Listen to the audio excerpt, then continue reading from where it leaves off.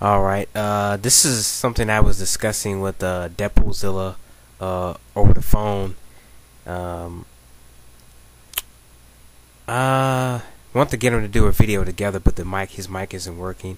I wanted to do this video together, but I was going to talk about using. We were talking about using villains in new ways. Uh, you know, with your heroes, you have your villains. You know, Batman, Joker. Batman has his rogue gallery. Superman has his rogues gallery, and Spider-Man has his rogues gallery, and so on and so forth. But um, over time, villains have kind of evolved. Especially, one of the villains I think who has evolved a lot lately is the Riddler. He used to mess with Batman riddles and stuff like that. Now he's more of an anti-hero. He's just doing whatever he wants to, and I really like what Paul Dini's doing with him, and just making him kind of do whatever he wants. He doesn't necessarily care. Batman isn't necessarily his main aim. He doesn't want to take Batman down. He's just like, you know what? I'm gonna do my own thing now. And same thing with Catwoman, Poison Ivy, and Harley Quinn. Gotham City Sirens. They've all just become their own, unique type of characters. They strayed away from the villain way of life and just become their own characters. And I like when writers do that with villains. They just they don't just use them the same way as these one-dimensional, I must destroy the world or I must kill this character type of villain. They just have them as characters. They write characters who, don't necessarily agree with the hero, but they just, they have their own motives and whatnot. But you still want to read about them, and you still kind of go, oh, okay, I can see why they would do that. Lately, I kind of feel like they haven't really evolved villains. They've just been doing it for nostalgia sake, bringing back villains and stuff like that, and we're just using them the same way. For instance, I think Grant Morrison was on to something, with this whole Oberon Sexton thing.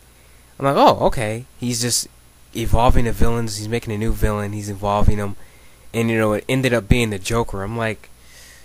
I'm kind of hoping Joker doesn't go back to just wanting to kill Batman or just mess with Batman. Like, I'd be totally okay with if Joker just said, you know what, I'm kind of sick of Batman. I'll go screw with someone else. Like, I'll go screw over there with let's see what Green Arrow's doing. I'll just mess with him for a while or something like that. And this is something that came up in a conversation when I was talking with Deadpoolzilla, and he kind of agreed with that. I'd be totally okay with, I'm kind of glad Lex Luthor, they got Lex Luthor doing his own thing. He doesn't want to bother Superman. He just wants power, and he's going all over the world to get it. Doctor Doom, Doom War, another villain who has come a long way from being not just a Fantastic Four villain, but now a Marvel Universe villain. Norman Osborn has evolved.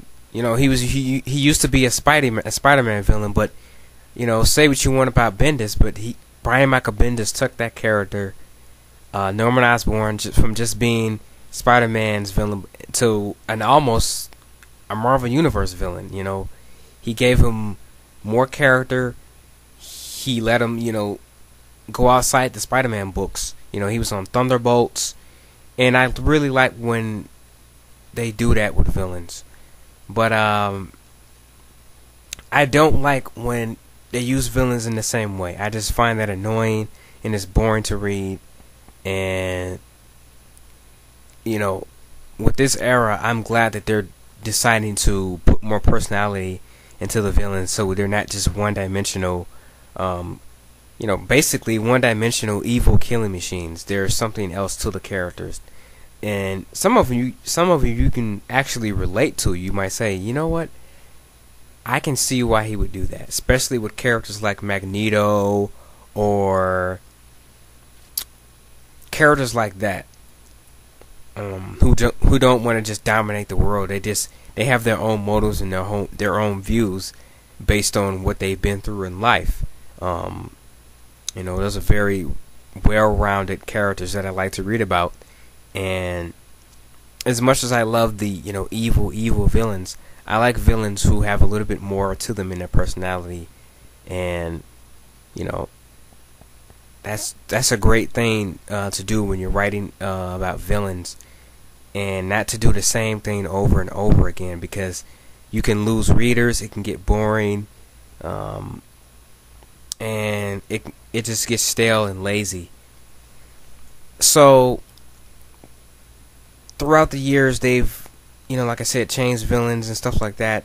My question to you guys is, how do you feel about villains being used in different ways? Like I mentioned earlier, the Joker just said, screw messing with Batman for a while. I'll just go mess with another hero. What do you think about stuff like that? You think villains should stay in their own realm, like their own type of world? Like, you think Green Goblin should stay a Spider-Man villain and not become a Marvel Universe villain? Or do you think he's kind of cool as going off and taking on other characters? And that's really all I wanted to say with this subject. And you all tell me what you think. What is your view on using villains in different ways? I am out. Have a good 4th of July.